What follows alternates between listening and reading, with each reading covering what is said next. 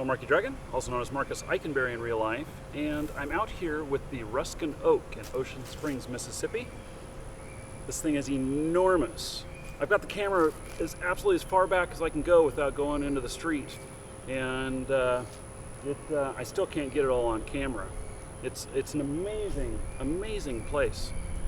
I got this question from Nico, I'm not sure how to pronounce it, and he says, this is a follow-up on, if I buy WoW Gold, will I be banned?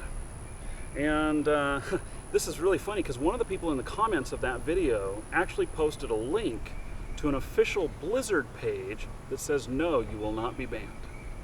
Which I'm really surprised that they put that out in public, but it's an educational page about how, what the effects are of buying gold from farmers and botters, and it's actually a pretty interesting read, but it is a bit of propaganda at the same time.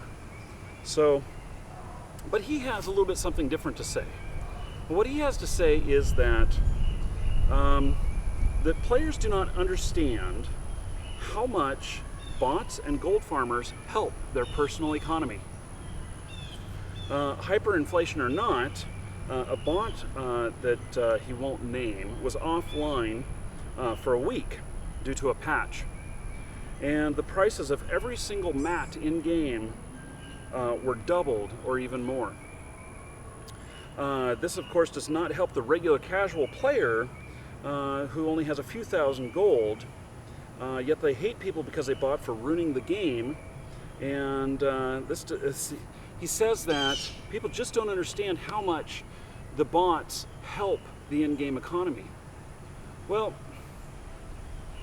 I don't know that I agree with that. And the reason is because it's not 100% just about economy, but it's also, so the prices went up. I mean, prices go up. Okay, so when the fuel, when there's something that happens at one of the gas manufacturing plants, what happens? One of them gets shut down for some reason here in the United States. I don't know, we have 7 or 8 of them, something like that. I don't know how many we really have. But if one of the big facilities gets shut down, then what happens? Everybody panics and prices go up. Well, part of the problem with the price going up is the panic. It doesn't have to do so much with how much the supply is diminished.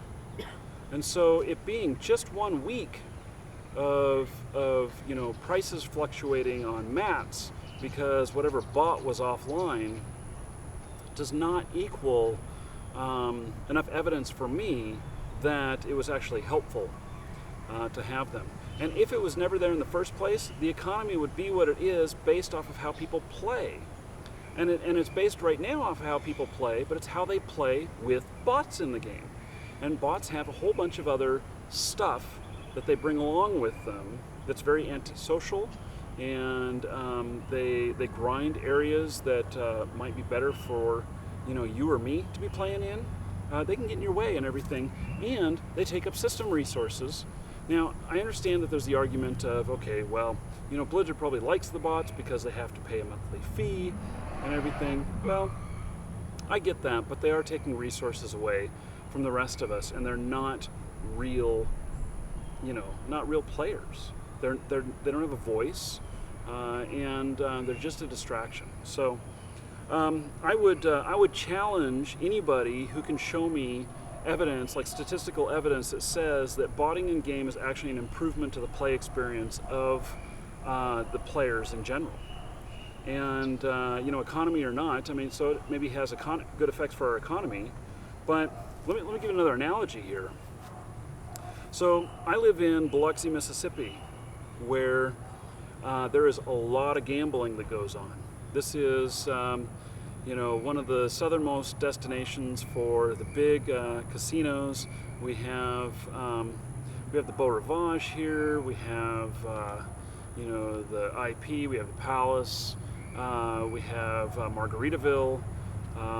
We have a bunch of different casinos here, and they bring in a lot of money into the economy. They employ a lot of people. In fact, the casinos may be you know, outside of the Air Force Base that's in Biloxi, may be the biggest employers, you know, in the area. But the issue is how much crime and everything happens from people who are addicted to gambling. Now, granted, here it's a destination to where there's a lot of people who come in from out of town. It brings in a lot of out of town money, and they are so they're out of town, so they probably have the means to get here and everything, and they're not probably going to be too much into crime. Although maybe they're drug users or whatever, and so they bring some of that into the area.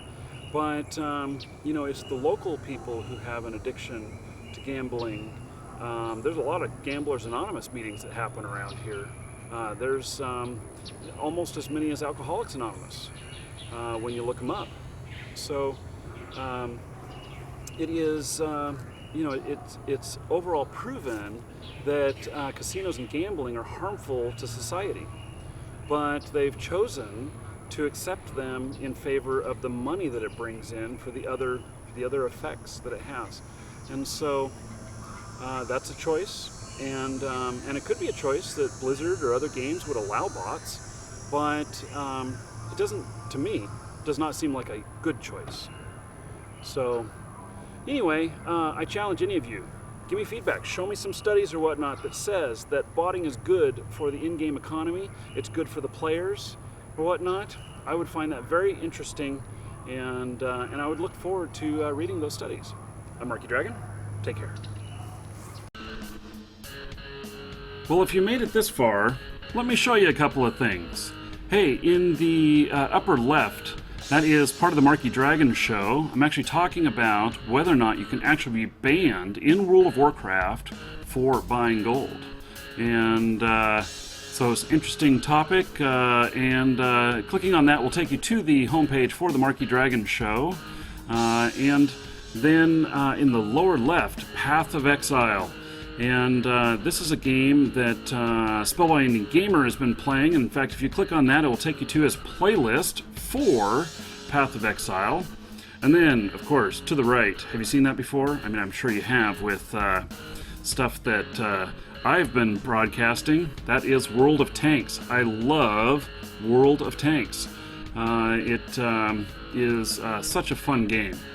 And oh, and then up at the top, that's my personal vlog. That's one of the cameras that I use, like the film on the left, you know, for the World of Warcraft stuff. That is the camera I filmed on, and that is a pretty high-end camera. I am discussing there about the AverMedia card on my personal vlog, and the AverMedia card actually allows me to connect that camera straight to my PC and do live broadcasts through that camera. Oh, there's my microphone that I use. In fact, I'm using that right now, talking to you.